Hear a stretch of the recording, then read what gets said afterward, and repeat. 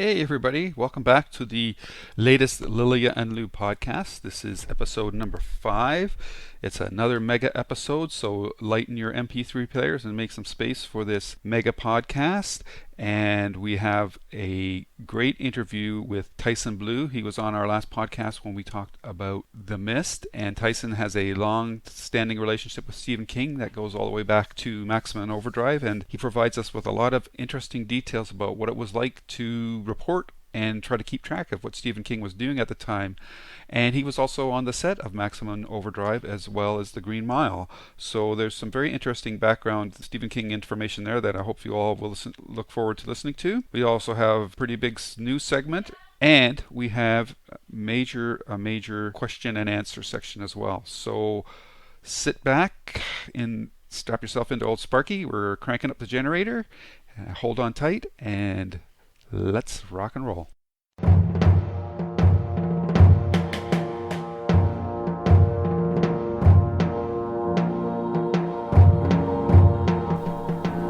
Welcome, welcome. Do not fear the door that lies before you. We will protect you. We are your guides, Hans and Lou, and we will give you the latest in Stephen King news. But before we do so, you must prove yourself worthy. You must open the door and join us in the death room.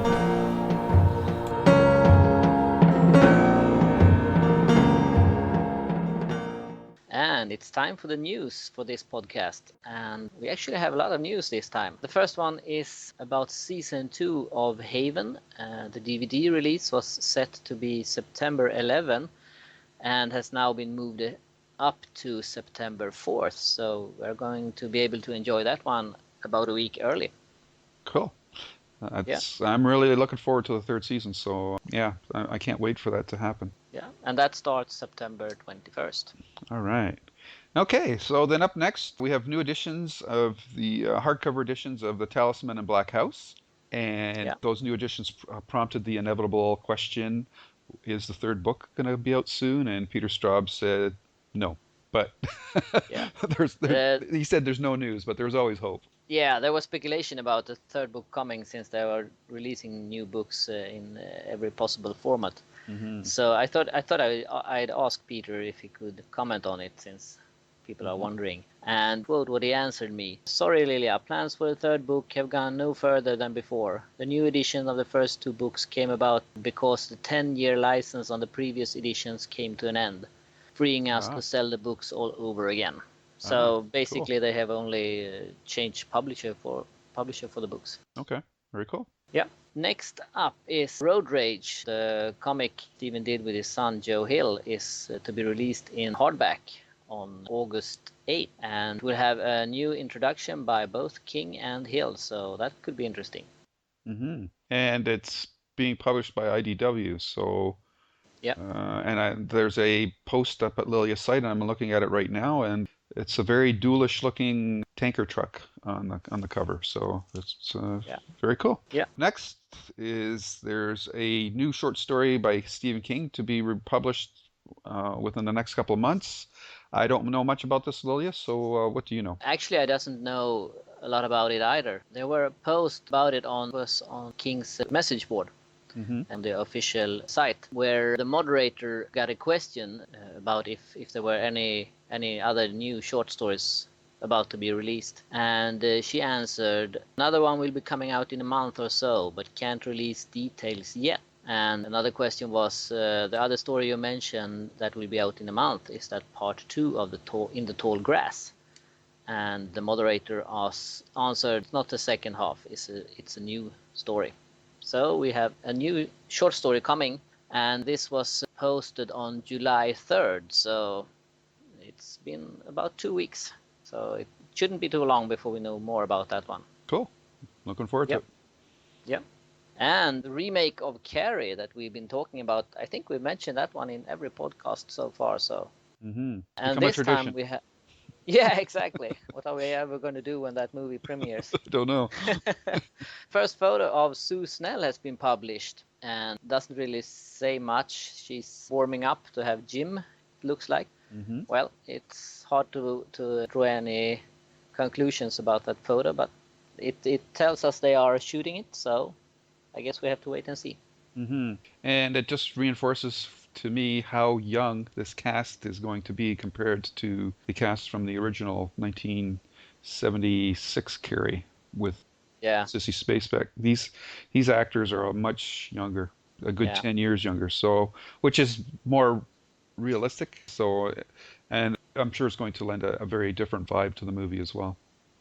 yeah. I'm just hoping that we won't get Twilight vibe to it. To it. No, I That would don't be believe horrible. so. I don't think so. The director's not of that make, so No. it should be interesting. Yeah, Very excited about that one. yeah, Up next, as everybody probably knows, it's what is it, July 22nd today, and another San Diego Comic Con has come and gone. And there's lots of news out of that con all the time for pretty well everything that anybody's interested in the geek genres. Not so much for Stephen King this year. They did have a banner up for the Carrie movie, and the yeah, biggest presence there was for Haven. And if you go to Lilja's site, you can see there somebody took a picture of the Haven booth, and it's got cardboard cutouts of the three leads against windows that overlook a harbor. So it's a very nice display. And you also have a pretty interesting video clip with the lead actress taking some questions. And it sounds like, from what Emily Rose is saying, that they're all pretty pumped about the season. yeah, yeah. It's not so far away, so No. there hasn't been much news coming out from Comic Con about it. It sounds mostly like they had the booth and they did a signing and they had a Haven party, but Mhm. I don't know pretty much more what they did. That sounds pretty standard for TV shows at the con. So Yeah, the thing that I kind of got a chuckle out of from that interview with Emily was she mentioned that, or the question, the interviewer asked her what the relationship was between Audrey and Nathan. And she says, if you're into if you're a shipper and you're into the relationship stuff, she said that they're pretty well. Something is keeping them apart all season. So that's I'm sure that's going to frustrate a certain segment of Haven fan base. yeah.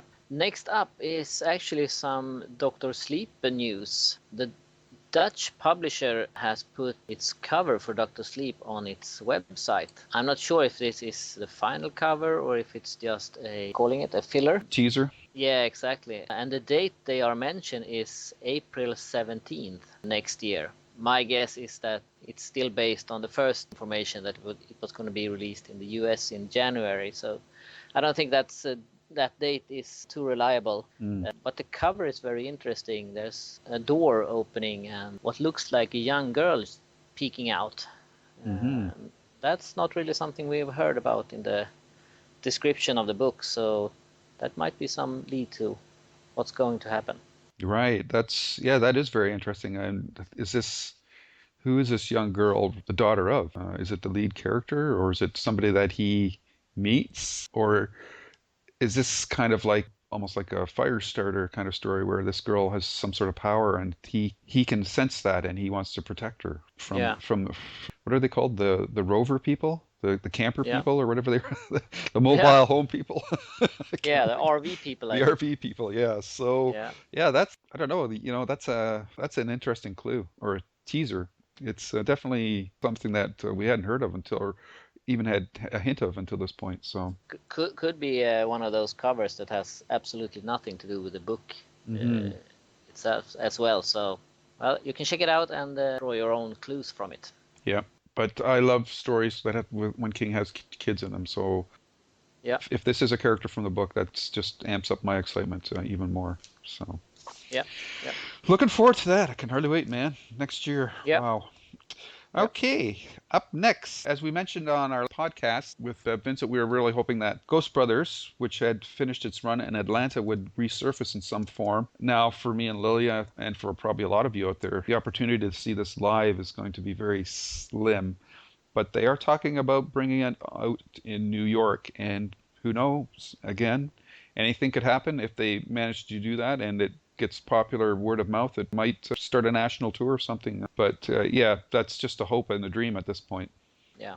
It worries me some that we don't have any news about the CD release of Ghost Brothers. Hmm. I'm afraid it's just going to end up being nothing. Yeah, well, I guess it depends on the I know obviously King and Mellencamp and I guess T-Bone Burnett all must have some sort of rights tied into the play. So it would just, Yeah. the more people you get involved with something like this, the more complicated the negotiations get in order to put something like this out in alternative forms. But I find it hard to believe that this is at some point and down the road is not going to come out as a DVD or a CD or a combo release of some type. Yeah.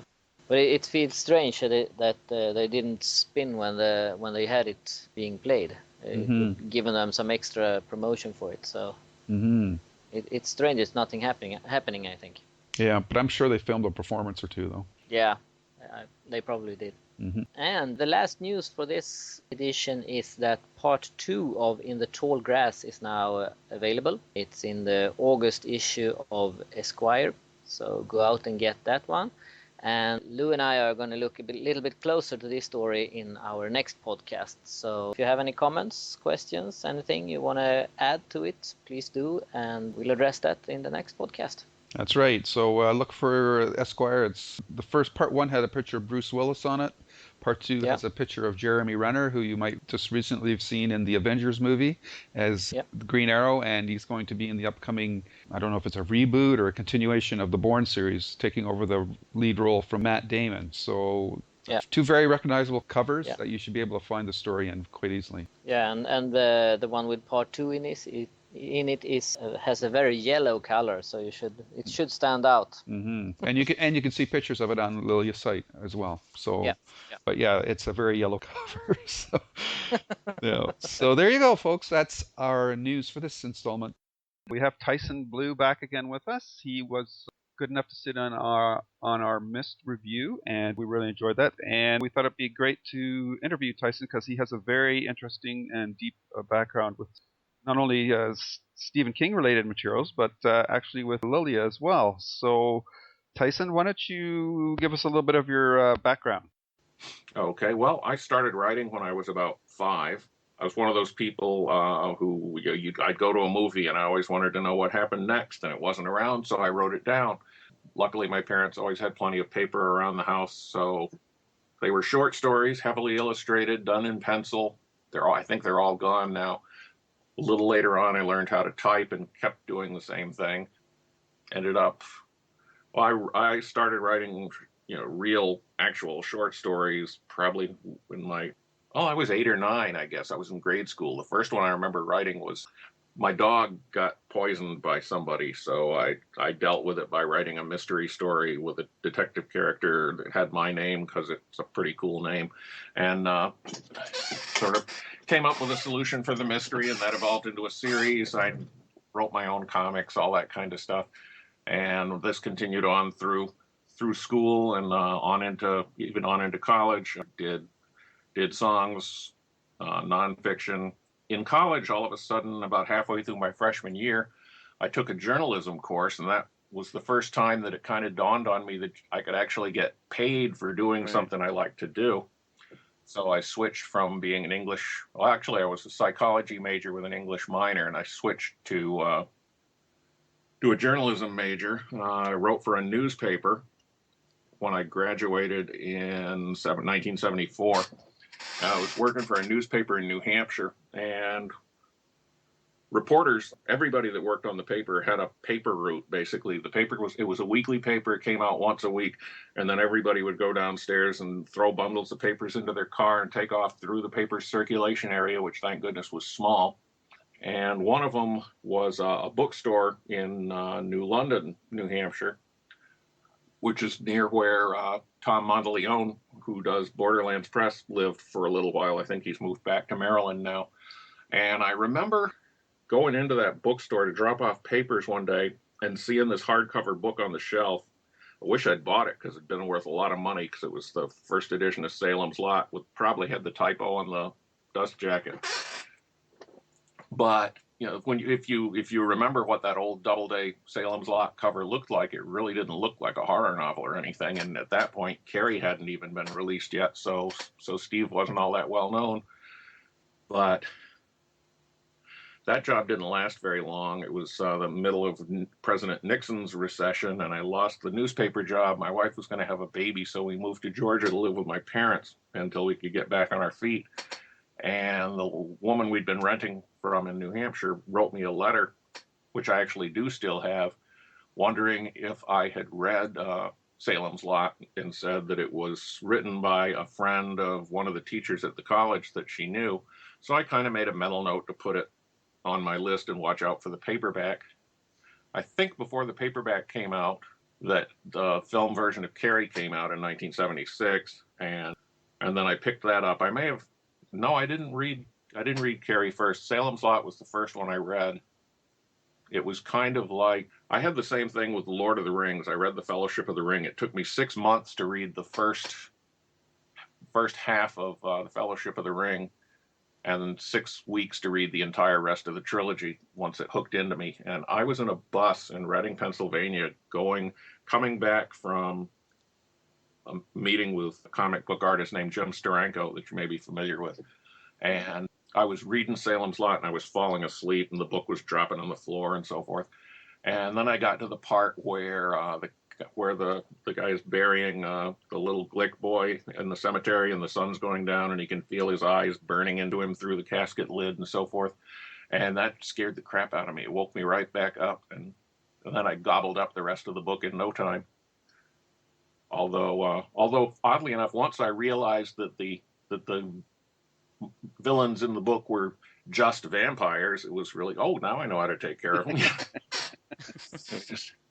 So oddly enough, when it got more mundane, as it were, the book got more exciting and gripped me a lot harder. And from there on, I was hooked. I read Carrie, and then after that, I didn't want to wait for the paperbacks anymore. So I was getting, I think it was Literary Guild editions of King's books when they first came out. I really want to upgrade those books in my collection, but in the meantime, Steve signed all of them, so I really don't want to get rid of them.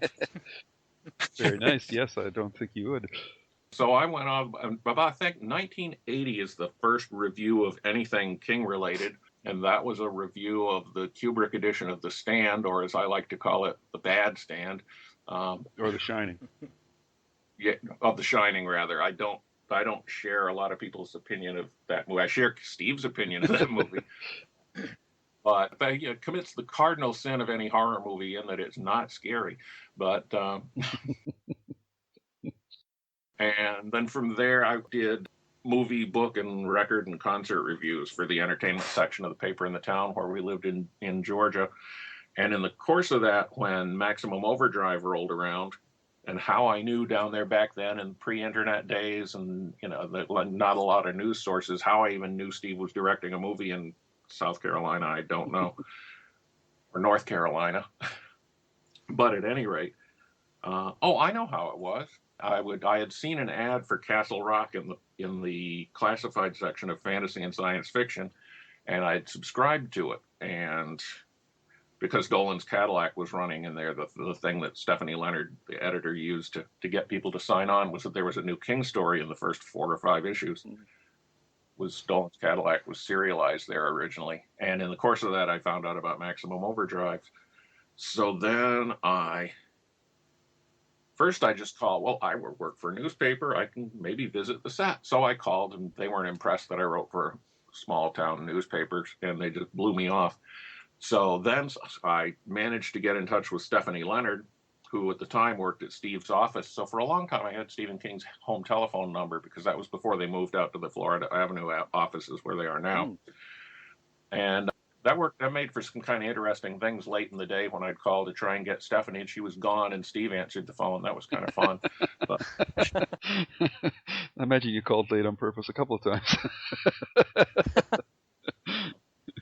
And somehow I got her phone number. Don't ask me how they had a public phone number. That's what I used. And I asked if she'd be interested in me covering it.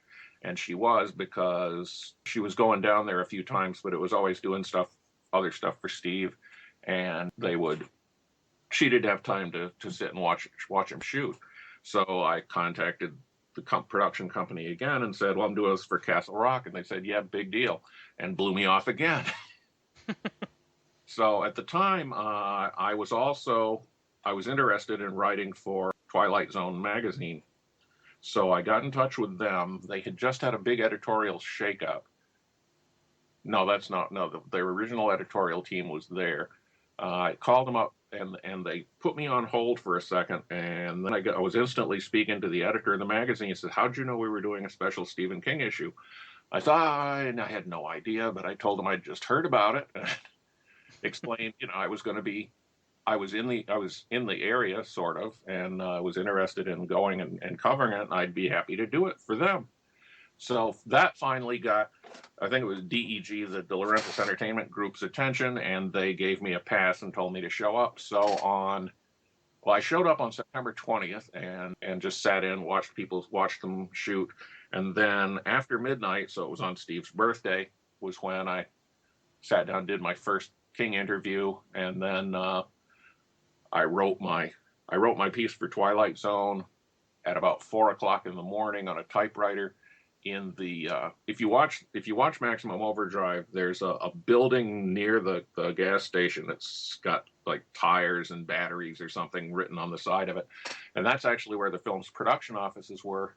And they had this old manual typewriter upstairs on basically a platform. It wasn't even a fully enclosed room, and I just banged out my story on that on a piece of yellow legal pad, and then they helped me express mail it to New York in the first thing in the morning, and they actually sprang for me to have a hotel room so I could crash for a few hours before I went back home. And they had to do that because at that point my interview had been pushed back 2 or 3 times, so that we were actually past the printing deadline for Twilight Zone, and they were holding the whole magazine with 2 blank pages in it open for me. Wow. So yeah, I can work under pressure. Yeah, boy, that whole scenario. It's a very different times back then when you did that. I still have the tape. The tape of that is very scratchy. It's hard to understand, and couldn't have transcribers back then. I did most of it off the top of that first one was done off the top of my head. I actually did a transcript, which was published in Castle Rock, along with other articles. And from there, I got other work from Twilight Zone. I started doing pieces for Castle Rock regularly, and after a couple of issues, I asked Stephanie if she could just put me on the masthead as a contributing editor, and it just went on from there. I stayed with Castle Rock for the rest of its press run, and in the course of that, I got to interview Steve on the phone, in person, by mail several times, and it just, he liked what I did. We kind of hit it off. He gave me open access to a lot of stuff that wasn't published when the time came for me to do The Unseen King.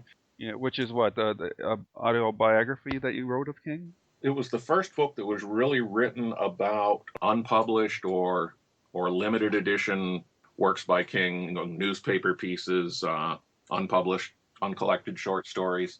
At that time, I even included the first 2 Dark Tower books because they weren't well known. And although I think it came out while the book was pending, even The Eyes of the Dragon was only available in the limited edition at that point. He actually loaned me the original artwork for a couple of pages from the Filtrum Press Eyes of the Dragon to use as illustrations in my book. Cool. And like a fool, I gave them back. If you had only known, eh? Yeah, times have changed, that's for sure. He gave me copies of Volume 1 and Volume 3 of The Plant, also to use as illustrations. So I sent them in to get signed. Figured if he doesn't want me to have them, he'll keep them. But he sent them back. So cool. But so it's interesting. You interviewed King first time on Maximum Overdrive, and you've interviewed him over the years since then. One of the things that's always impressed me about King is he seems to be very comfortable and very masterful when dealing with the media. Was that something that was apparent on your first meeting, or is that something he's sort of cultivated as he's become more well known? I've seen him in press conference situations. That first interview on the Maximum Overdrive set was actually conducted in the dining room of the diner. It was they took a meal break, and a bunch of us. There was me from Twilight Zone. There were people from the local papers. There was somebody there from USA Today. There were a couple of radio people, and basically it was like we were all just a bunch of people sitting around talking. He's very informal.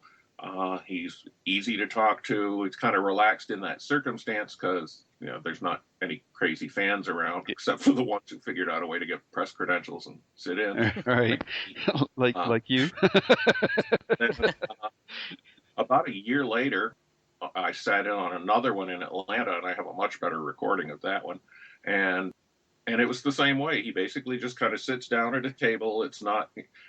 I haven't been to a press conference with him lately, but I get the impression it's more of a traditional I'm at the podium and I answer questions thing, just for limiting access purposes. But back then, he'd just sit down at the table with everybody and roll right into things. He got to the one in Atlanta about 10 minutes late and said, "Sorry, I'm late. I had to stop and make a dope deal," which everybody laughed and giggled about at the time, but I'd be willing to bet was probably true, knowing what we know now. Yeah. Yeah. Interesting. But actually, I've run into Steve in almost every kind of situation that you can run into a public figure, and he's always the same. When he got the American Book Award recognition a few years ago, I was there, and they had a spot for me on the red carpet as they were coming in, which was actually blue, and he was kind of working his way down the line and talking to the press people that had that. Then when he got to me, he was with Tabby, and he was walking with a cane because this was the first time I'd seen him after his accident. And he stepped out of line and shook hands with me and said, "We'll talk later." And then I did get a chance to talk with him for a few minutes, informally, with both he and his wife. Right. And I enjoyed that, although I noted at the time that he didn't look very good. His skin was kind of pale and waxy, and he seemed to be sweating a lot. And then I found out that he basically went home after that and went in the hospital because he had pneumonia. Yeah. Jeez. But, and again, there he was just talking with the other people that were at the dinner. A lot of them were writers. There were other press people there, but they were mainly covering the whole event, and they stayed kind of upstairs in the balcony area.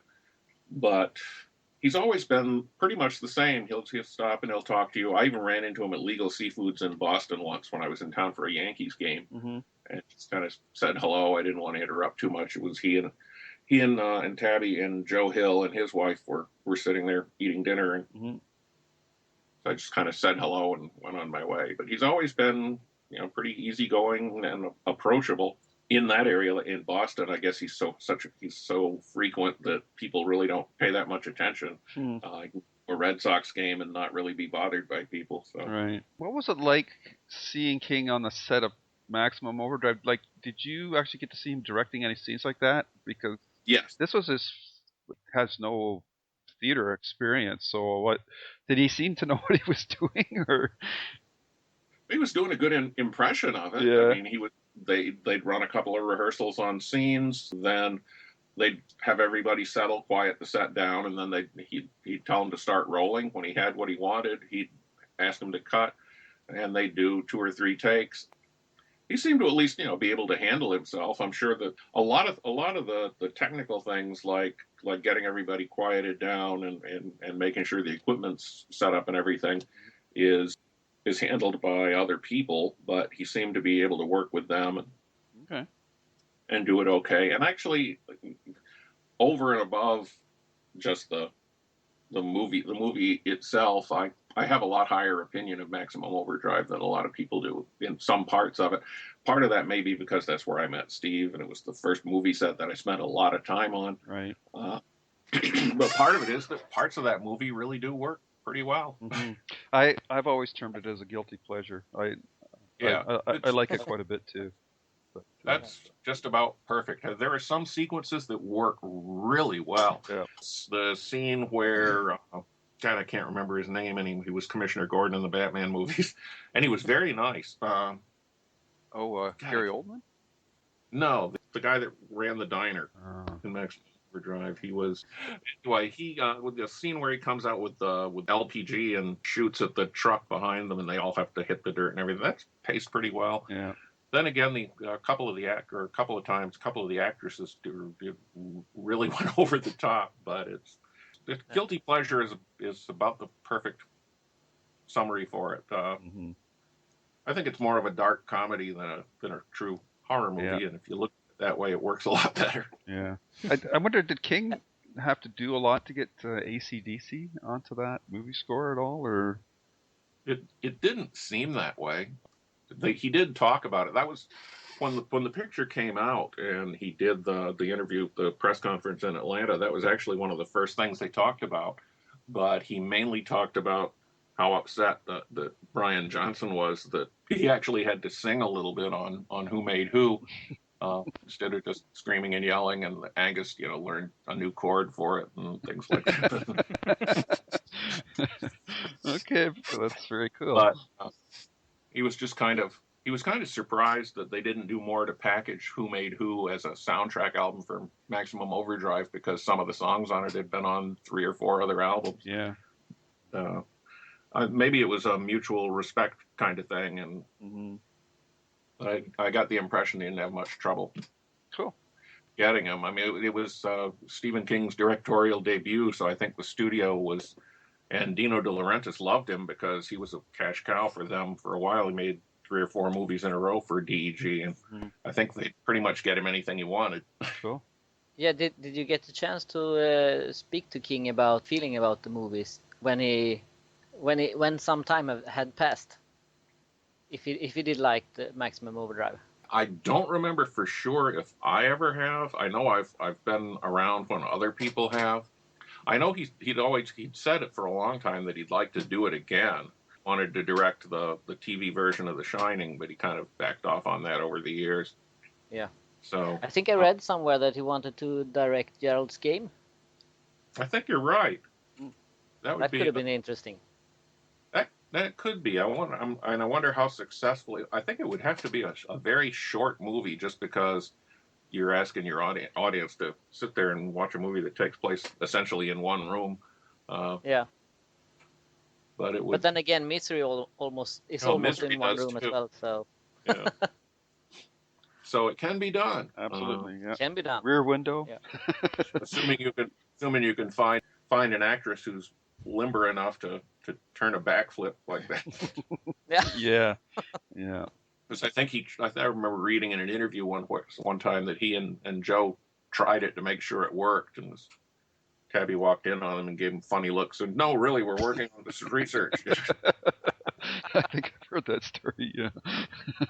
That's funny. Okay. Yes, 50 Shades of Gerald's Game. Yeah, there you go. Yeah.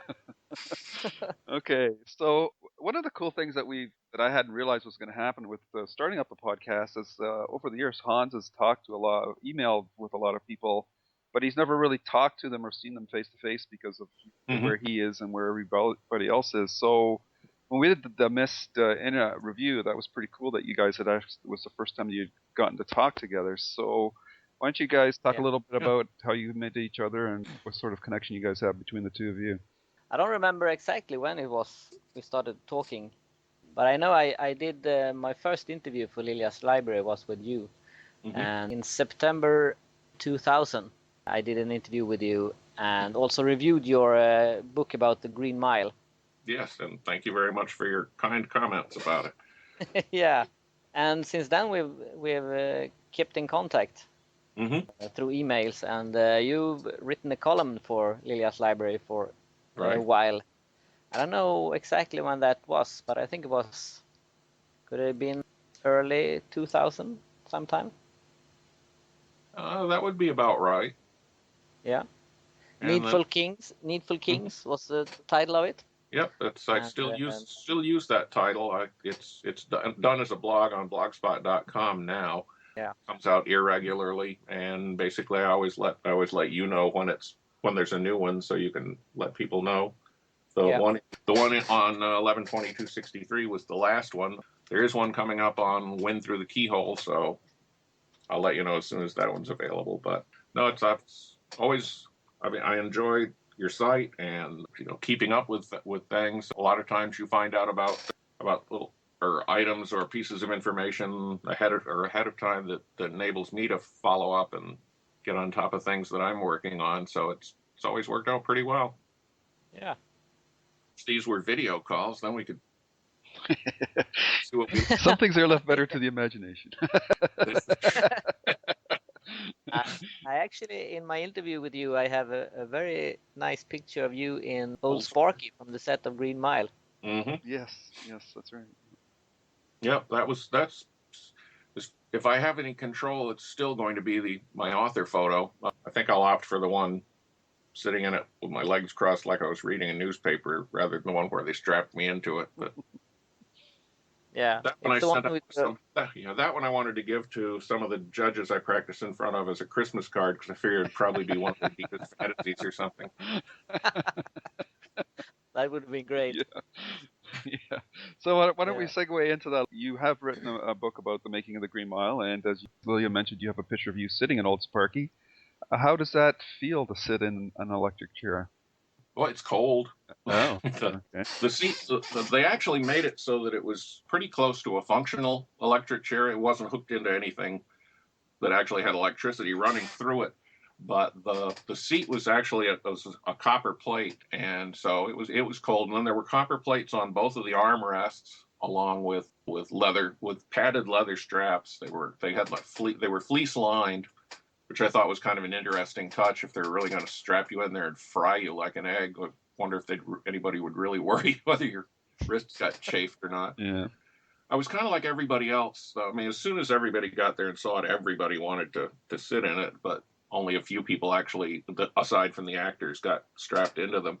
I was one of the lucky ones. I've still got those pictures. I know Steve did when he visited the set. I wasn't there that day, but I've seen the photos. But once you get strapped in, it does feel kind of confining, and you really don't want to stay there too long. I guess not. You're one of the few who has left it alive. Mm-hmm.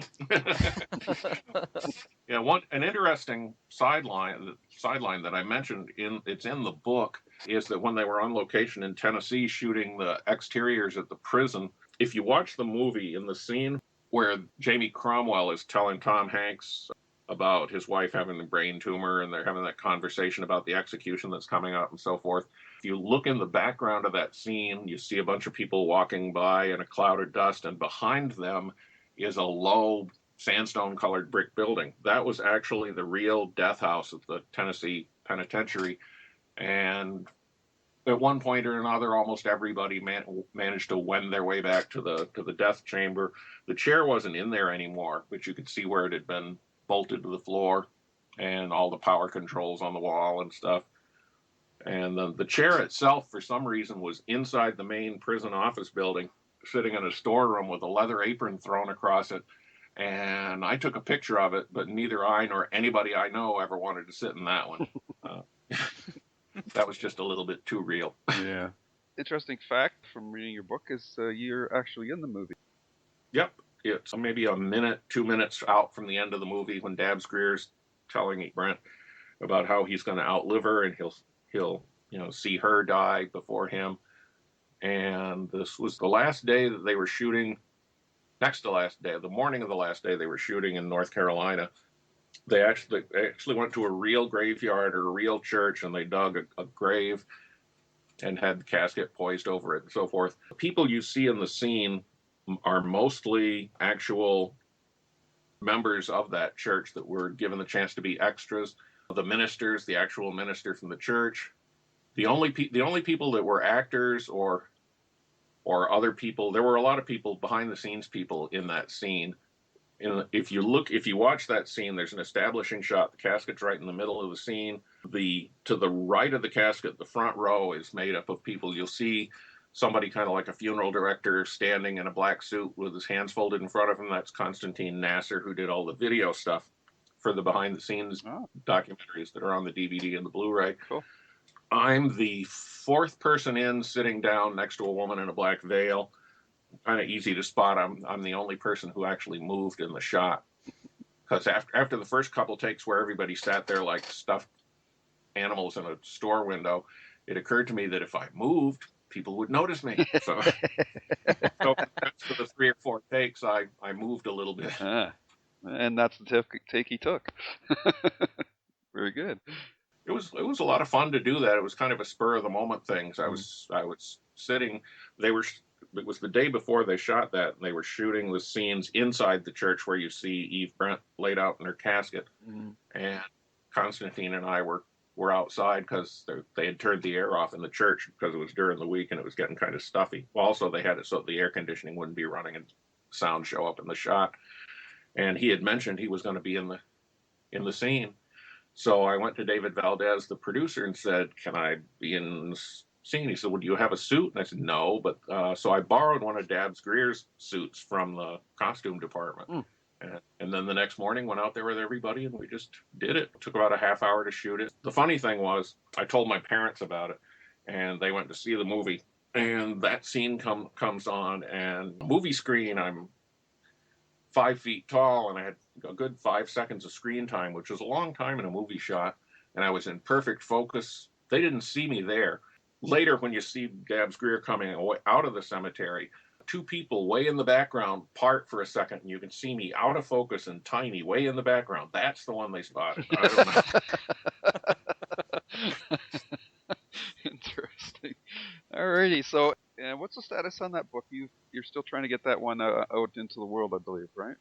A couple of Christmases ago, shortly before that, I was contacted. I did an introduction for a book called Wit and Wisdom of Stephen King. I forget who did it. And it was published by Ben Bear Books. I think they're located in either Texas or Oklahoma. And the person who wrote that book mentioned Green Mile book to the publisher, so they contacted me about it. And I sent it to them, and they actually liked it as is. They were willing to publish it. But Frank and I both wanted it to be updated and to fix some of the things that were wrong with it. A lot of it, the part actually talking about the movie being shot was written from call sheets just to kind of hold a place in the manuscript for things that happened when I wasn't there to observe them, and they were going to be filled in with narrative from Frank and subsequent interviews. And so we both want to do that before we turn it in. Publisher's basically cool with that. They say, whenever it's ready, give it to them and they'll bring it out. It's just a matter of finding the time in Frank's schedule for us to do that. Okay. Hopefully it'll be out someday. Yeah, I hope so too, especially since you put so much work into it. Mm-hmm. I assume do you have like set photographs that you want to use, like behind the scenes photographs and that type of material as well? Or is that going to change? Do you think that will probably change or? Probably not. I took a handful of pictures when I was on the Tennessee shoot, and there's some of those I could use. There's one I like was taken. My son actually took it while I was there. And it's a picture. It was on the back of the truck. It was taken at the warden's house on the night when they bring John Coffey there to heal Patricia Clarkson. And it's a picture of Frank, me, Michael Clark Duncan, and Tom Hanks kind of leaning against the back of the truck.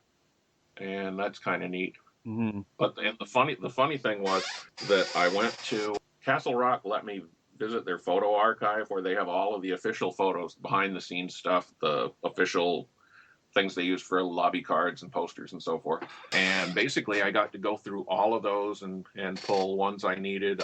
They gave me access to set design blueprints and sketches, pretty much everything. And I'd like to use bits and pieces of all of that. So I did go through all of it and marked off ones that I really wanted. And what was really funny was one of them was a long shot of the whole set for the warden's house. And I told the woman who ran the department, her name was Linda Blair, no relation to the actress who played The Exorcist. Reagan in The Exorcist. Yeah. But I say, I've got to have a print of this. And you look at it, and what it is in a picture, you can see my son taking the picture I just described to you. Oh. Cool. And you see the truck in the house. It was just kind of a long shot of the whole set, but they just happened to shoot it at the exact moment that he was shooting the picture of the four of us on the truck. It's really kind of neat. Cool. And I had just told her about it, which was really funny. I said, "Here, this is my son taking the picture I just told you about." Very cool. I have to ask, I know even though in the movie they've used quite a few tricks of perspective, and I believe he was on ramps and things at various times, is Michael Clark Duncan a pretty imposing figure to be standing next to? He's about 6'7". I'm 6'3", so he's 4 inches taller than I am. That's kind of unusual. I mean, Steve is 6'4", so he's a little taller than I am. Right. But Michael Clark Duncan is noticeably tall. I mean, he's a big guy, but he's like a big teddy bear. He's very nice, very easy to get along to. You can walk up, talk to him. And he says he'll always be that way. I haven't seen him since, but I did speak to him one more time because they came back. They were never satisfied with the way the dummies of the two dead girls looked. Right. Initially, for the scene of him with them. So they came back at Warner Hollywood Studio, not Warner Hollywood, at Warner Studios in Burbank. There's a lake on the back lot, and they reconstructed the riverbank scene, and they reshot it with new dummies that KNB had put together.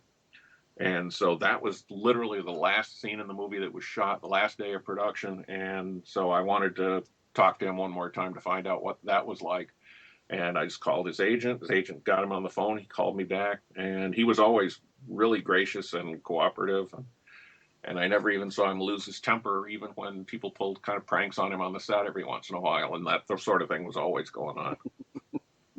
Very cool. Boy, yeah, if there was ever an actor that was born to play a role, like he just was perfect. Mm-hmm. He was just perfect for that part. Yeah. Yeah.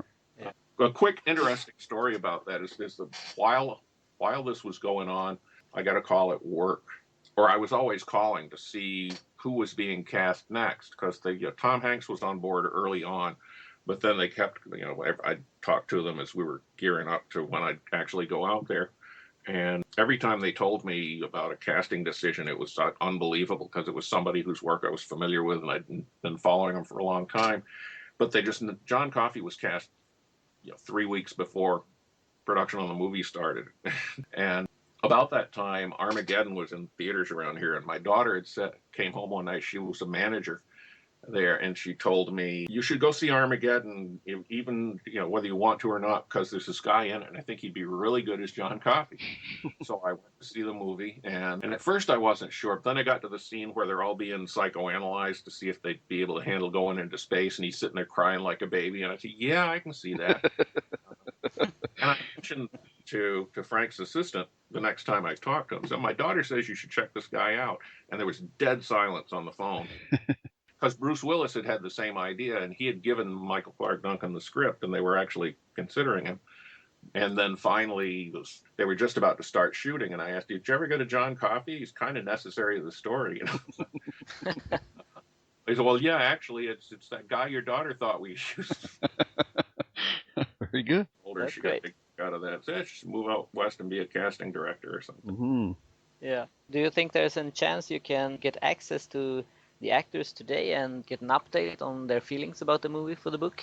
I know it's possible for some of them, because every once in a while I do touch base with Tom Hanks's office about things he's working on, and he's always been really gracious about responding.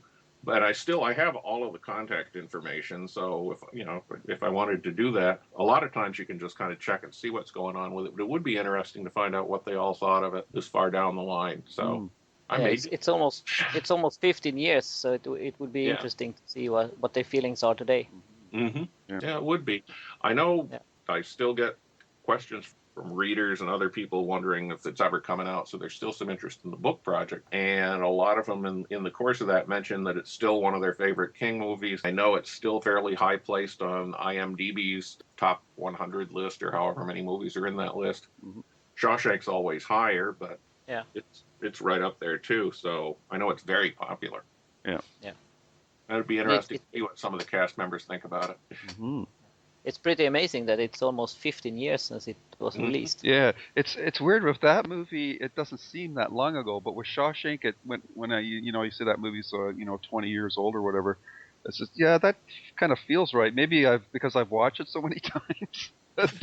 When somebody tells me, no, I just saw that last week. Yeah, but somebody tells me the Green Mile is that many years old as well. It's like, really? Wow, that just seemed like it came out yesterday. So that's interesting. Doesn't even seem like the book is that old. But... Yeah.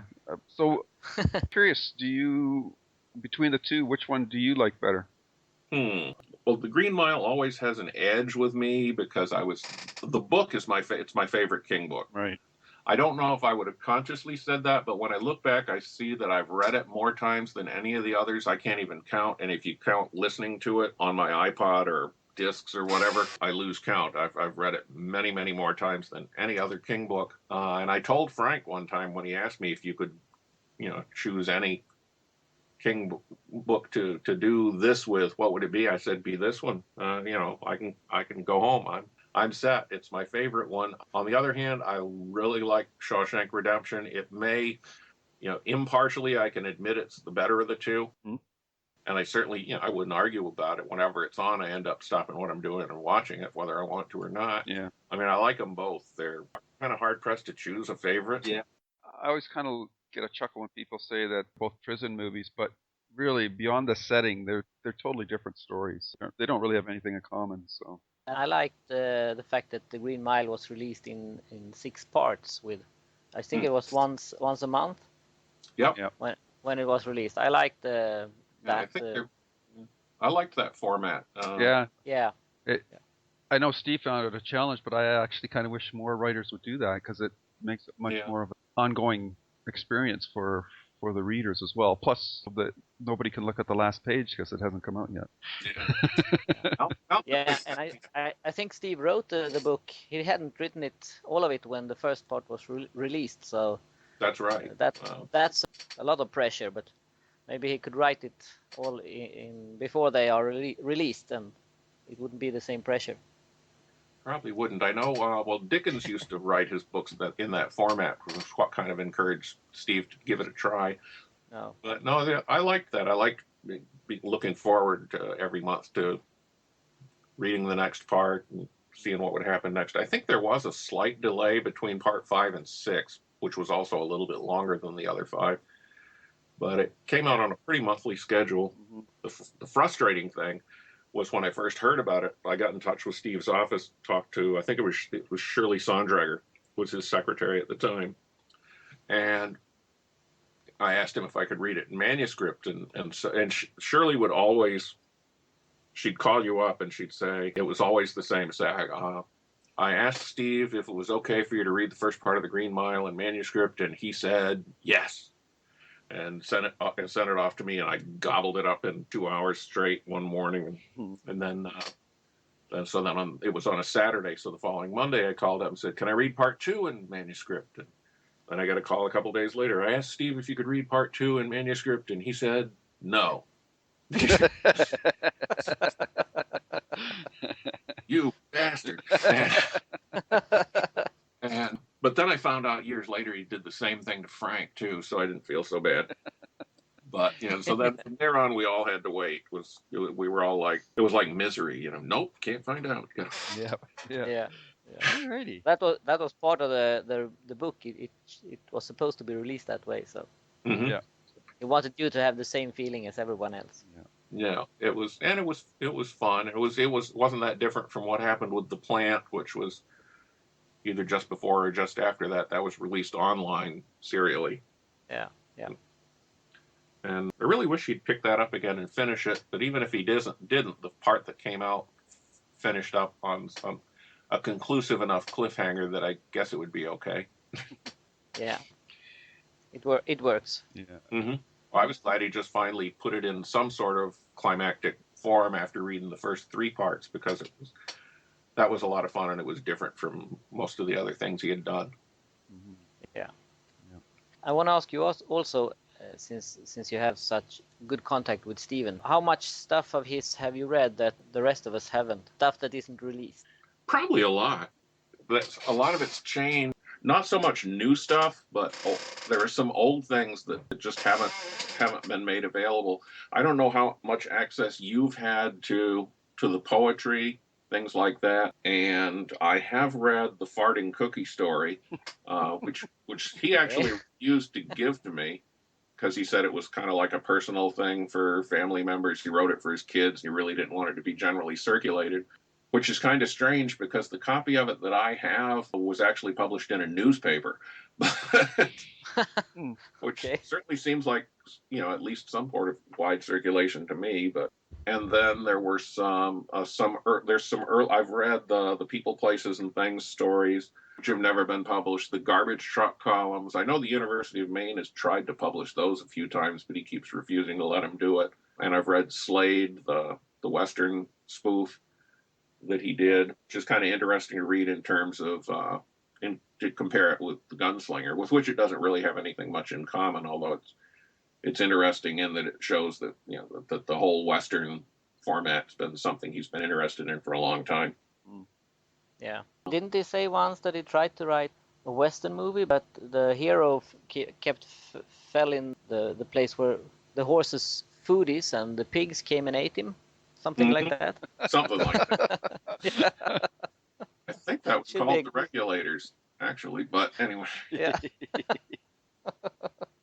And I wish he'd publish a little bit more of his first stab at Under the Dome, because that was actually getting interesting when he stopped publishing excerpts from it.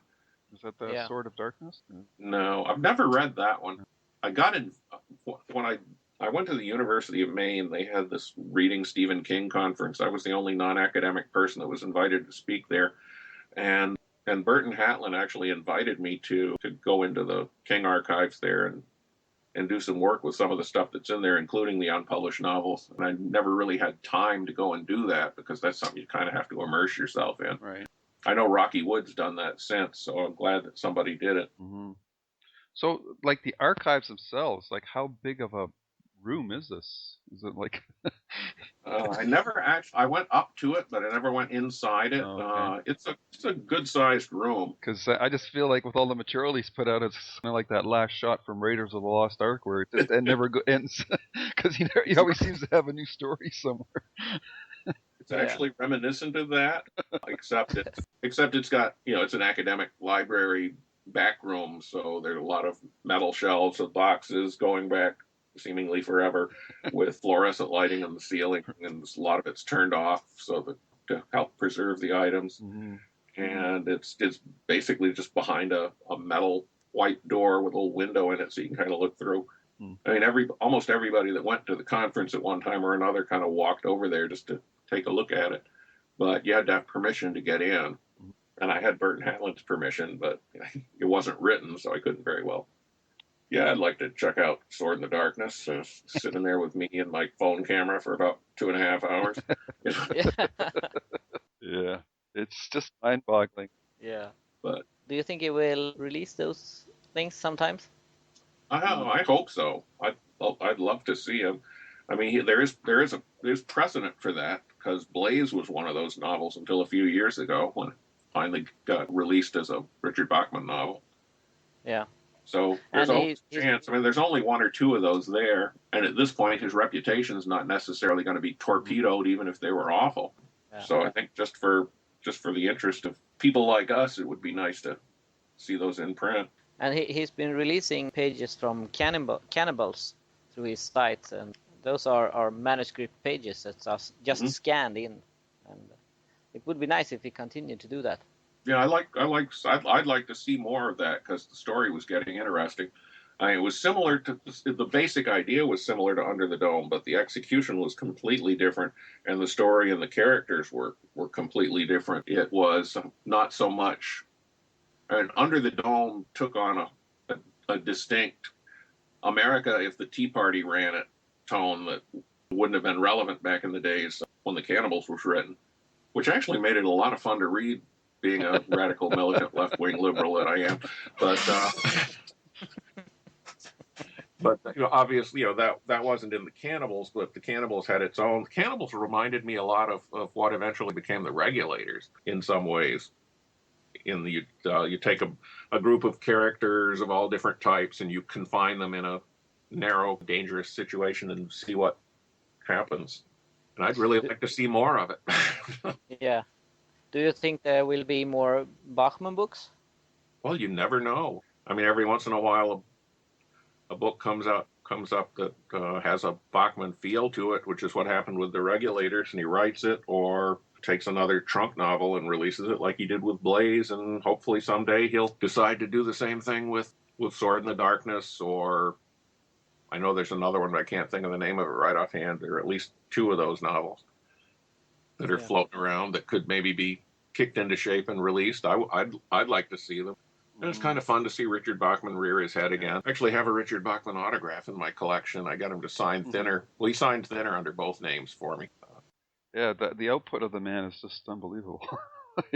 It's unreal. And another reason that there's hope for some of those early books is that what he seems to be doing nowadays is going back to old ideas that have still hung in there, because 11/22/63 had been floating around for quite a while, and Under the Dome was the Cannibals before it finally got punched around. So he seems to be actually revisiting some of these early ideas and finally bringing them to light, either by writing completely new novels or by reworking them into other things. So hopefully some of this stuff will see the light of day. I'd love to see it come out.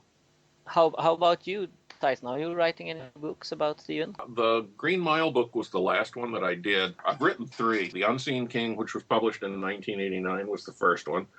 And in pretty short order, I followed that up with a collection of essays and interviews with Stephen, with other writers, Clive Barker, Harlan Ellison. I interviewed Harlan about his screenplay of Grandma, and an interview with Rick Howdala back before anybody knew who he was, and Dean Koontz before he was hugely popular, and a few other people, and then some of the best of my Castle Rock essays.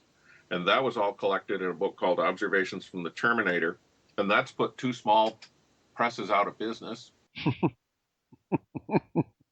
I gave it to Borgo Press. Was it Borgo? No, it was Starmont House that published The Unseen King. They also published Doug Winter's early books and Michael Collings's huge output of King work.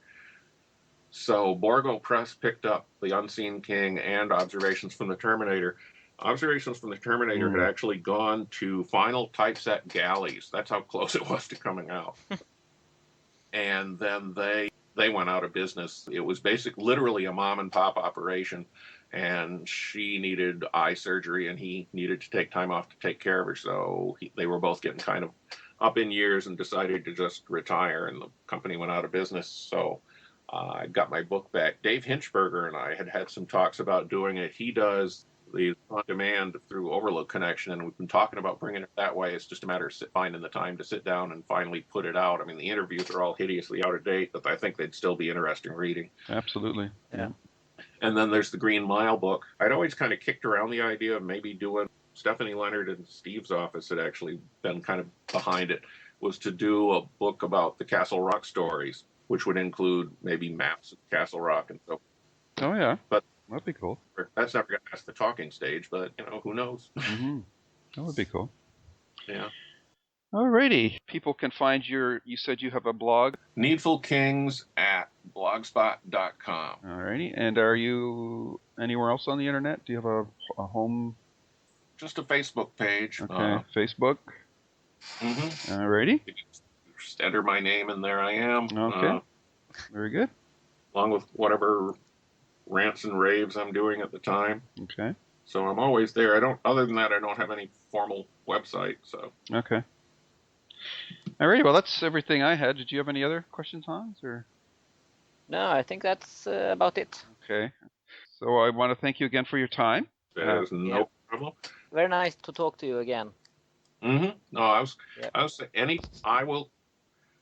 I don't want to turn this into the Lilja, Lou and Blue show or anything, but it does have a nice ring to it, doesn't it? Yeah. I'd be willing to come on and talk with you guys about anything you want to, anytime. Definitely, if you ever get around to Maximum Overdrive, I'd love to do that. That'd be fun. Okay, we'll definitely keep you in mind for that. Yeah. Yep. Oh, this is fun. So I hope sometime we'll do it again. Okay. Alrighty, take care, Tyson. Yep. You too. Bye bye. Take care. Bye. Yep. Bye. And now on to Marv's mailbag. And we have reached the questions, and this time we have a lot of questions. Everyone who's asked the question will be entered in the contest for a signed Stephen King book. So if you hear your name, you're entered.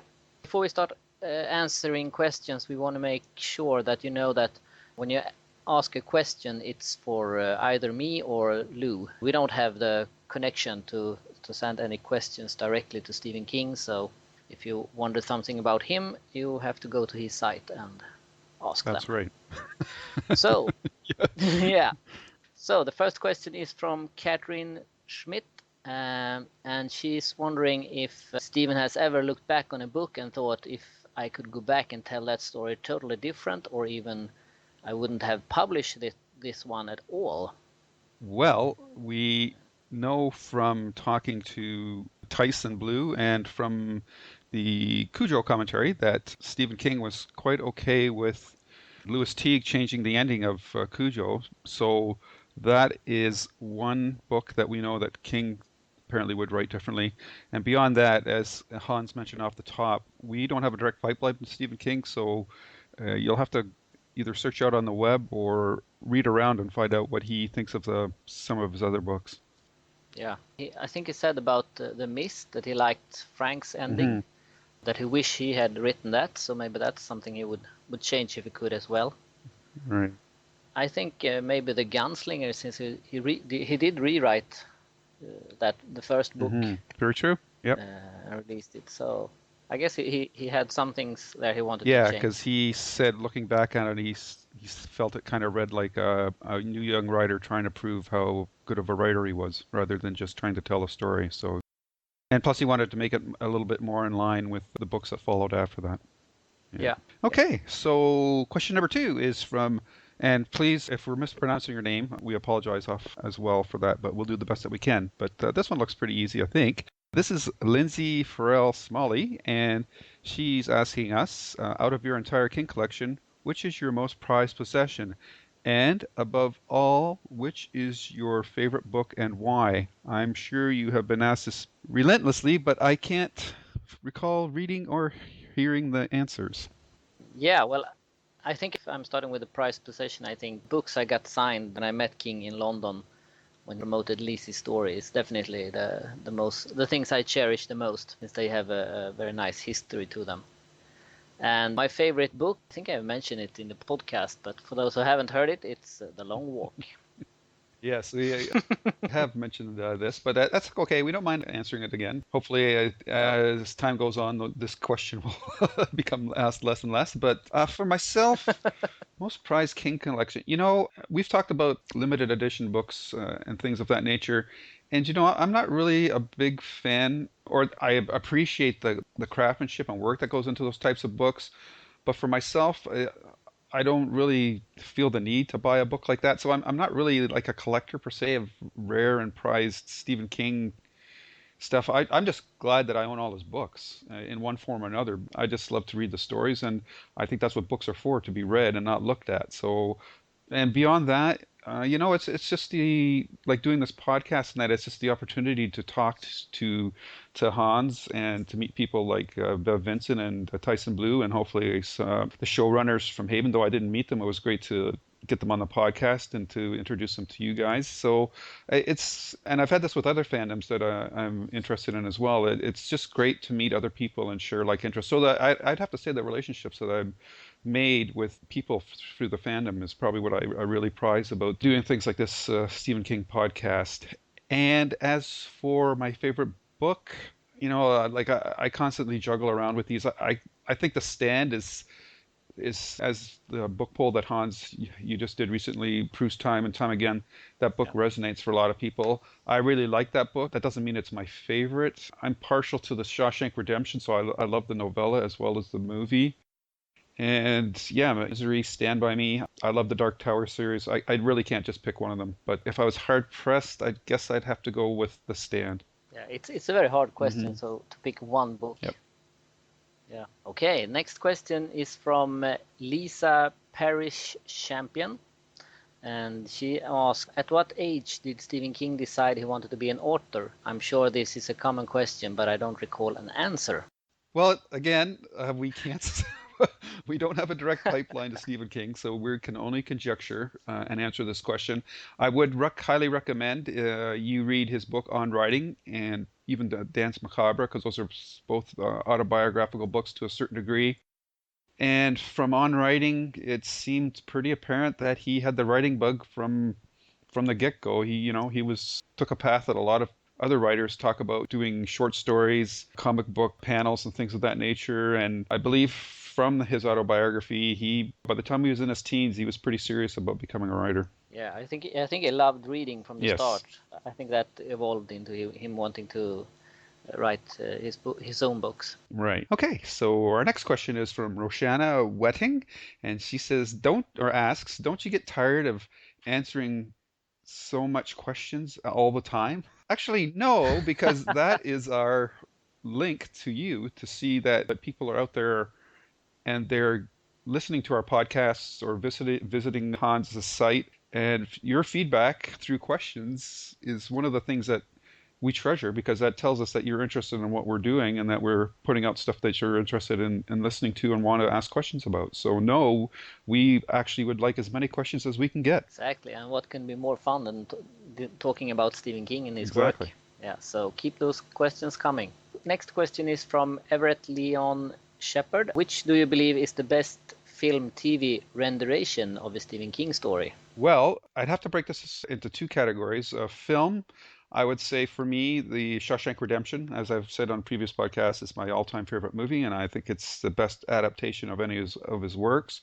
But really close to that, Stand By Me, Misery, and The Green Mile they're all so close, and for different reasons. I think they're all fantastic adaptations of his work for movies. Now, on the other hand, for TV, I think The Stand is probably the best TV adaptation of or long form of one of his books, but that's a miniseries, and so I would also like to give special mention to, for a much smaller, like a half hour or an hour type of story, I really like Battleground from Nightmares and Dreamscapes. So those are my favorite picks. I agree, and TV movie or miniseries it's a desperation that follows the book very closely. I don't think it's one of my favorite, but it follows the book more than any other one, I think. And I have to agree about Battleground. That's probably one of the best adaptations of all done, I think. It's great. Right. Steve Kinder, if you could pick one author to co-write a book with King, what writer would that be? Well, I'd love to see him and Peter Straub do the third book in their series, but outside of that, Yeah. it's kind of like if you would have asked me 20 years ago who should have played the gunslinger if they ever did that, I would always say Clint Eastwood, but obviously now he's too old. To a certain degree, this question or answer kind of is like that. If it was 20 years earlier and this writer was, and he's still a very powerful force, but I don't think he writes nearly as much, but I would have loved to seen Stephen King and Harlan Ellison write a story together, because I think Harlan Ellison is an amazing writer, especially of short stories.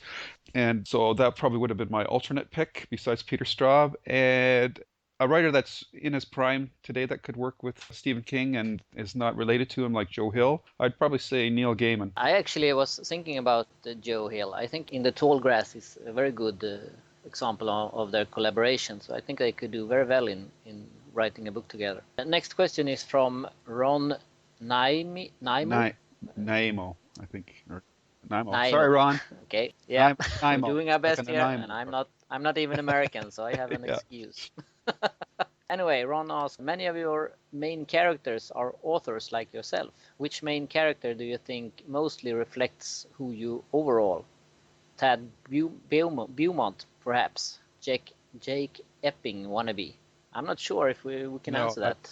I don't really know who would be most like him. So I think we have to leave that one. Or do you have any comments? No, not really. I think that is, off the top of my head, I know he's been asked this question before, and I don't think he's ever really come out and said specifically any one character. Yeah, he'll tell you that all his characters are part of him. So, and probably the closest ones are like the ones from Bag of Bones and Lisey's Story, but again, they're just pieces of him. So even like in a way, the Bachman books, that was his alter ego. So that's kind of a part of him too. So I think there's little pieces of him in every character in every book, but the one he's most like, I don't really think he's ever come out and said that. No, I don't think so. Okay. But if anybody has heard him do that, please let us know. Absolutely.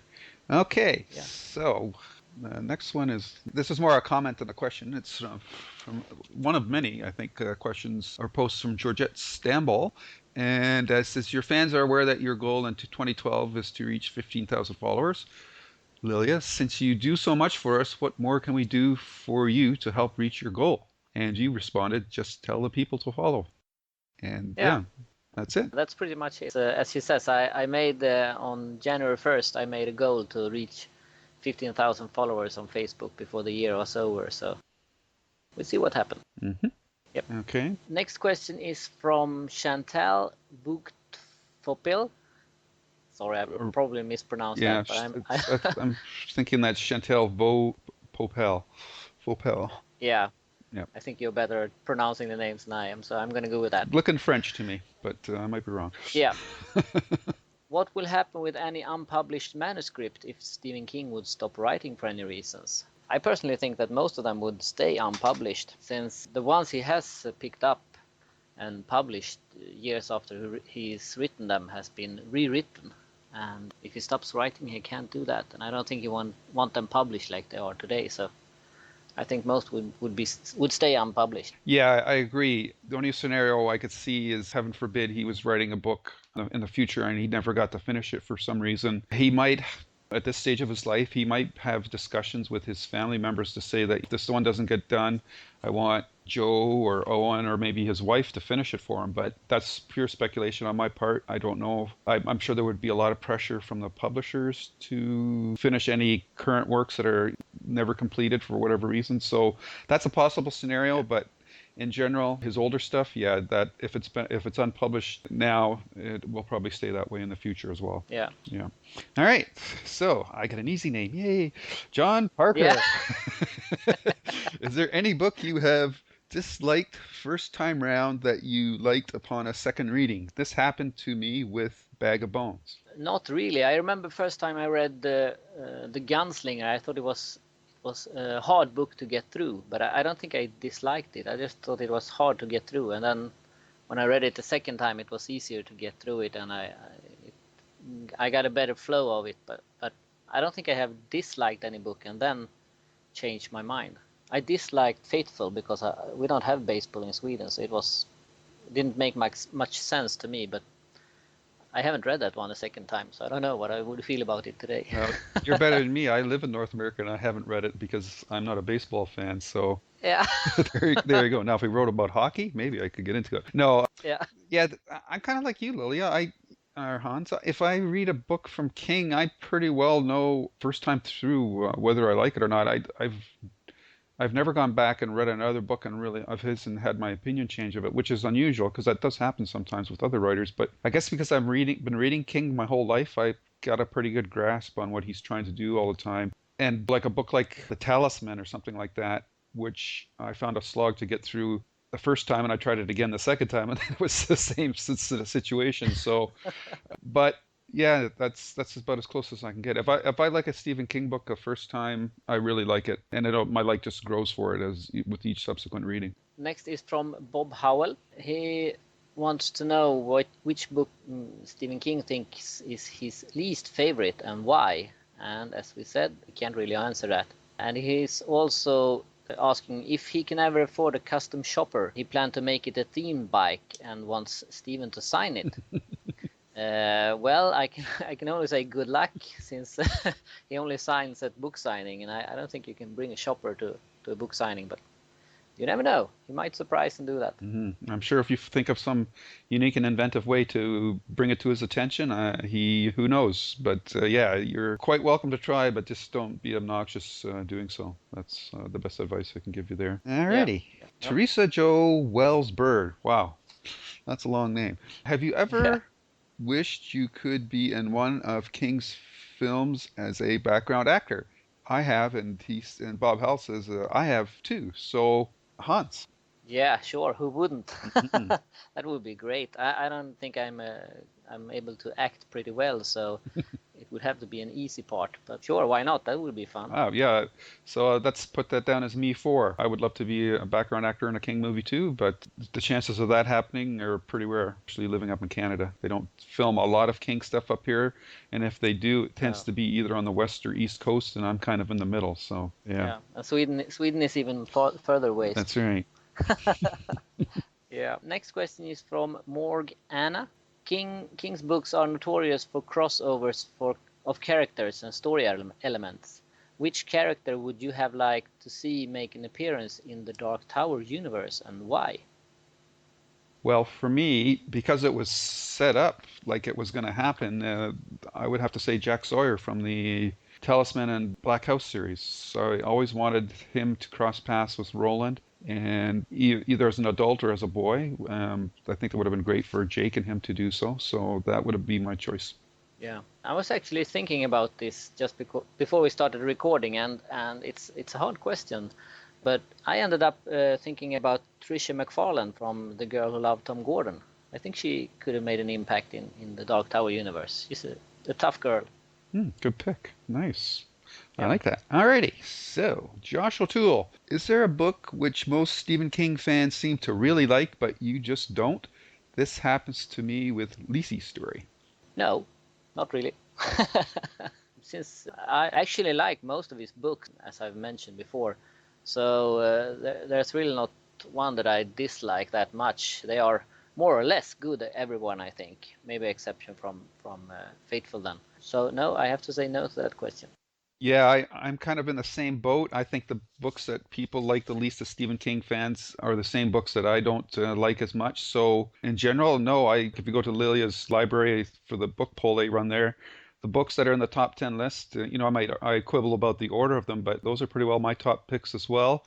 But with the exception, even though a lot of people picked it as their second favorite book, while I do like that book, I I always have a trouble with stories where the characters forget their pasts, and that's an aspect of it that I don't really like. So that I don't like it as much as other people do, though I still think it is a really good book.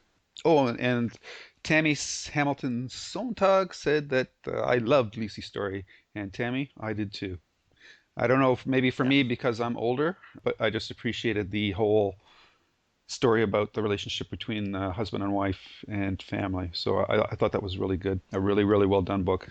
Lisa Hall Summers, if you could be remembered for only one thing in your life, what would you like that to be? I think that aimed for Stephen, and since I don't know, I will guess, and I think he would like to be remembered for entertaining people with his stories. Yeah, and I think he's a person like the rest of us, and he would probably want to be remembered as being a good husband, a good father, a good Yeah, son, and yeah, a good brother. So yeah. family is very important to him, obviously, and I think that would be a pretty common answer for not just him, but for all of us. Yeah. Okay, so Anita Webb Grew Hike Ilk Grew Hilk Hike. I'm sorry if I'm getting that wrong. I have always wanted to ask Mr. King about the scene in It where the kids had sex before attacking the creature. Could he please explain that part? I love his work, but that one scene weirded me out, which may have been the purpose. It Hans, should. explain it to us, please. Yeah, I wish I could, but I really don't know.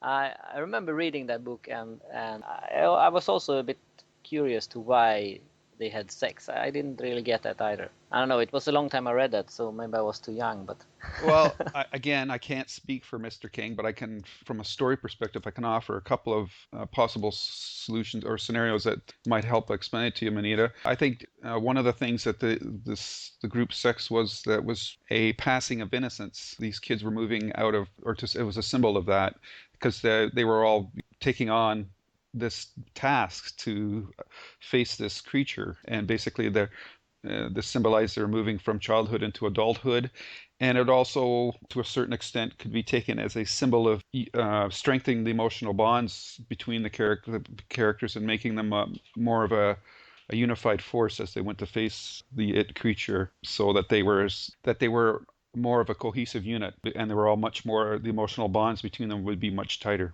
because they wanted to protect each other. So those are a couple of possible sounds logical. those are a couple of scenarios for you. Okay, next question is from Marju Kinnunen.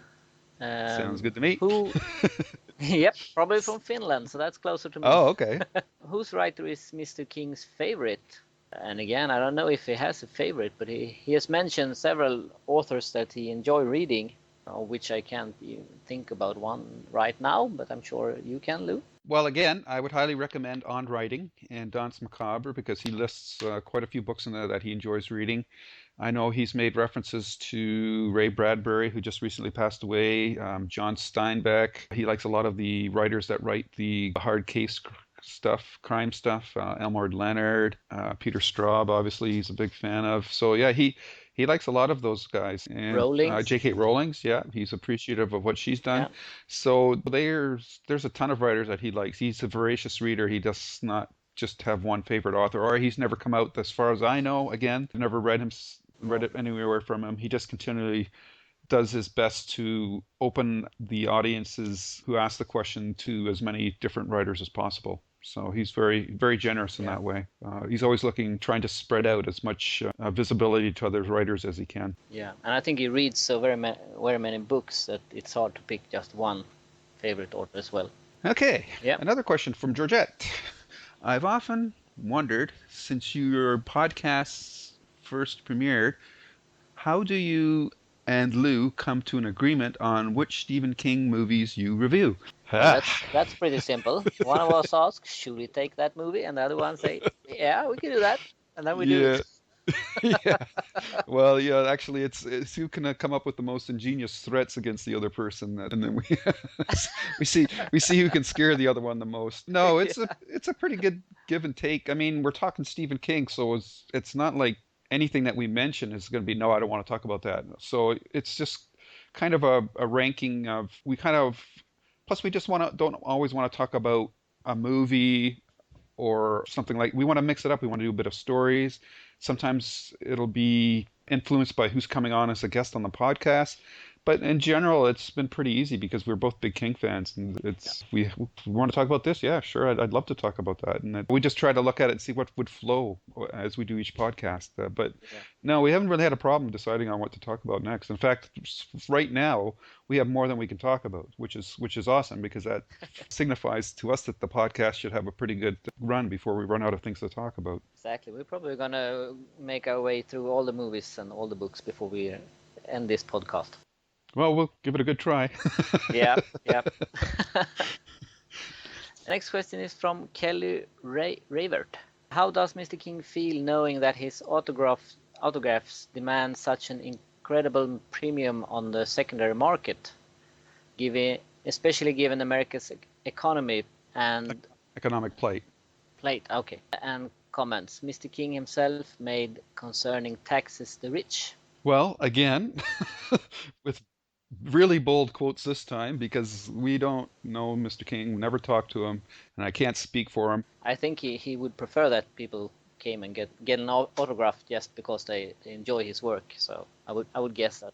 Yeah. Up next, Lisa Swartz, and she's asking, is Mr. King coming to Indianapolis for autograph sessions? And again, Elisa, we have no idea. You just have to go to his website, check for updates. His autographing session days are going to be less and less as each year comes by. But never say never.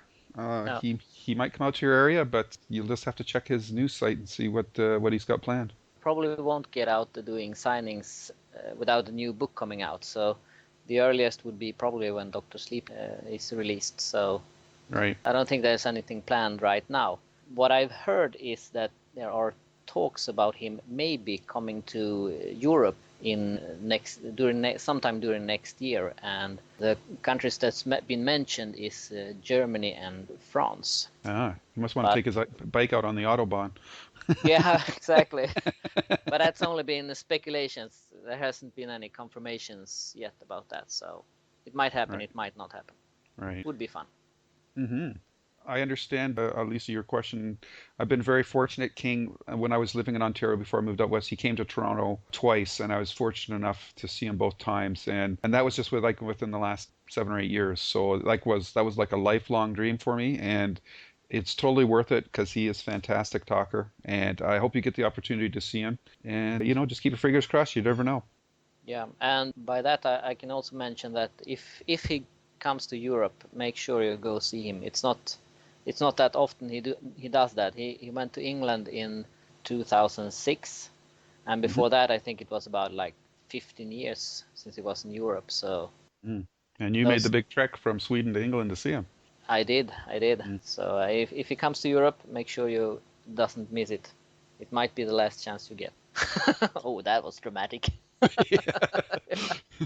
Dun, dun, Sorry, dun. didn't mean it to be like that. Next question is again from Georgette. I've also wondered if Lilja, that's me, is from Sweden and Lou is from Canada, how do you broadcast your podcasts? Well, we are recording them on Skype, and then Lou makes his magic and edit them so they become what you hear, and then we put them on the internet. for everyone to That's right. enjoy. Yeah. That's right, because that is the cool thing about podcasts. It's very simple for anybody to do, really. I mean, Skype software is free. The recorder that we're using, iFree Skype recorder, is free. Yeah. The only cost you have is if you've already got a computer with internet, obviously, or you wouldn't be asking us these questions. Is you Yeah. just have to buy yourself a good headset and get Audacity, which is another piece of free software that you can edit your podcast with to take out the annoying ums and ahs that we have a tendency to do. And that's really all it is. And Yeah. it works out well for us, especially because being in Canada and Sweden, there's an 8-hour time difference. So right now it's roughly 2:30 for me here, whereas for Hans it's 10:30 at night. So weekends Yeah. is really the only time we can record these, and with this software that makes that possible. Yeah.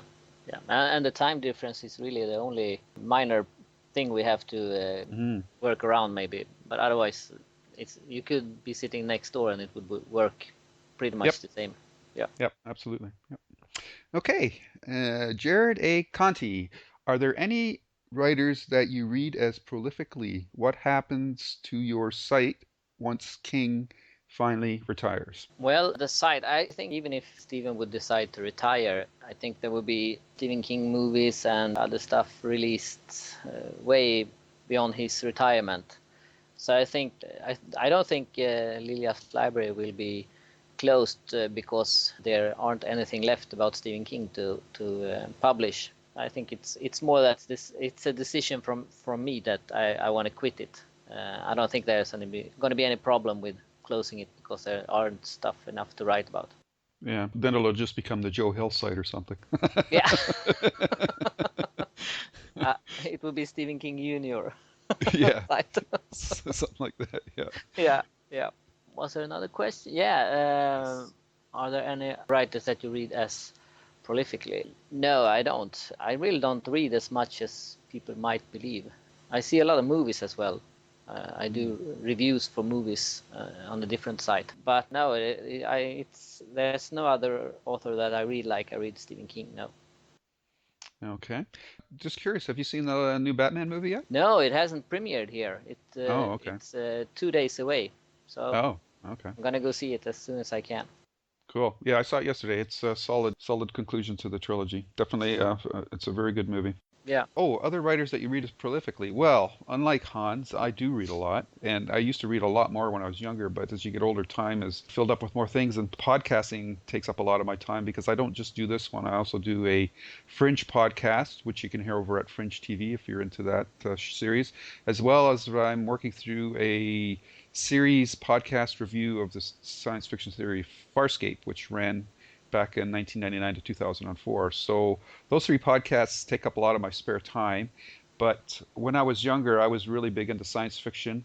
I read all the greats: Asimov, Heinlein, Ellison, Bradbury, Sturgeon, Philip Jose Farmer. So I read a lot more when I was younger. Right now, I'm a big fan, and Stephen King has been a constant throughout my whole life. So I was there pretty near the beginning when the first Dark Tower book came out, and half my life I was waiting for all 7 books to come out. So obviously he's been a very big influence, not just with all his other books, but with the Dark Tower as well. And I'm a big fan of Stephen R. Donaldson. I love his Thomas Covenant series. Lord of the Rings, Tolkien, I've read that. Other current writers, I like J.M. Butcher. I like the Dresden Files series, which is a kind of like a wizard detective series, which is really cool. J.K. Rowling, I enjoyed her series. Brian Keene is a horror writer that I really enjoy, and there's a lot of horror writers, Peter Straub and so forth, that I really like. And I'm also am a big fan of Joe Hill. I think his short story collection, 20th Century Ghosts, is a fantastic short story collection, right up there with anything that Stephen King's done. He's the next generation of writer, so he's got a different sensibility than Stephen King does, but I really enjoyed that, and I enjoyed his book Horns. I'm really looking forward to Nosferatu, which is coming out next year. And he's got me back into graphic novels because I think his Lock and Key series is fantastic. But I have to wait until like a whole volume is finished because I just find reading an issue a month at a time just doesn't work for me that well. So I like to wait till the whole series is done, and then I buy the omnibus version, and I like to read them on my tablets. I think comic books on tablets are just fantastic. So Yeah, but like, there's a lot of I'm a voracious reader, just like Stephen King, and like Hans, I like seeing movies as well. So yeah, that's lots of stuff to keep me busy. So Yeah. What are you feeling about Daniel Radcliffe, Mr. Harry Potter in Horn? yeah, that's an interesting bit of casting, eh? I haven't actually read the book myself.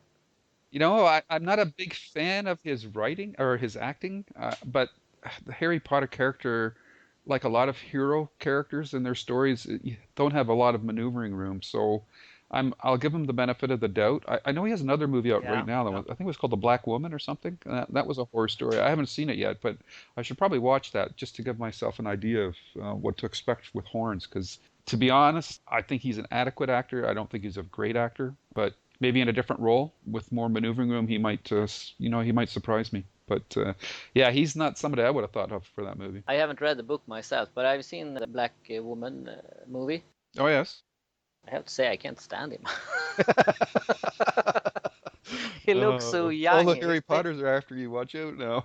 Yeah, I'm sorry. He's great as Harry Potter, but in a different role. He looks so young. He's playing a grown man and looks like he's just finished grade school. So really hard time seeing him as an adult. I see him as a teenager all the time, and now that he's in that movie, he's playing a grown man, and it just didn't work. It ruined the movie for me, I have to say. So, okay, leaving Harry Potter behind. The last question is from Anna Dobbins. I would like to know if Stephen King is happy with the way the movie makers have converted his books to movies. I know he play a role in each, but is he happy with the way it turns out? I would guess that sometimes he's happy and sometimes he's not. I know he doesn't like the sequels to a lot of movies, and I think as any of us probably likes some of the movies and dislikes some of the movies. As some are good and some are not, so that's not so strange. And he actually doesn't have a role in each of them. He has roles in some of them, but far from all. Right. Yeah. Yeah. It's usually somebody, whoever's making the movies, that he's had a long time relationship with, friendship. Frank Darabont and Mick Garris are the two people Yeah. I can think of off the top of my head. Though he did show up in Pet Sematary, and I think that was Yeah. filmed, a woman director, and her name's Mary escaping Lambert. me. Mary Lambert. So, Yeah. but beyond that, yeah, he doesn't appear in every one of them. And No. in general, he's happy with the movies that pretty well everybody else is happy with too, like the movies I mentioned at the top of the questions: Shawshank, Green Mile, Misery, Stand By Me. I know after the screening of Stand By Me, he had to go outside and pose himself. So, obviously some of these movies work quite well for him. But yeah, if you ask him if he likes what they've done with the Children of the Corn series, I'm pretty sure he's going to tell you no. So But then again, who is? Exactly. Yeah. Well, there must be a market for it because they keep making it. So. Yeah, they do. But, very, very strange. Yes, it is. So that is all of our questions for this installment, and we appreciate them, and thank you very much. And hopefully we'll see this continuing trend with our future podcasts. So thank you. Yeah, and we are still waiting for the first audio file questions. So, Oh, yes. we'll give it to next time, and if no one sends in an audio file question, we are going to have a contest where we give something now away. you've done it. Then we're going to have to bribe you all to send in the audio file. Yes. So. Yep. But there's still chance for the first one to be first. Yep. Okay. And that's it for this edition of the podcast. We hope you have enjoyed our interview with Tyson Blue, the news, and our questions. We hope to have at least as many questions next time as we had this time. And remember, you can still be the first one to send in an audio question to us. In the next podcast, we are going to take a look at The Long Walk, and we are going to take a deeper look at Richard Bachman. Who was he? And we are going to take a look at King and Hill's collaboration in The Tall Grass. So if you have any comments, questions, anything about those items, please send them in to us and we'll address them in the next podcast. But until then, stay safe, but stay scared. Oh, that's me. Sorry. Yes, I'm supposed to talk.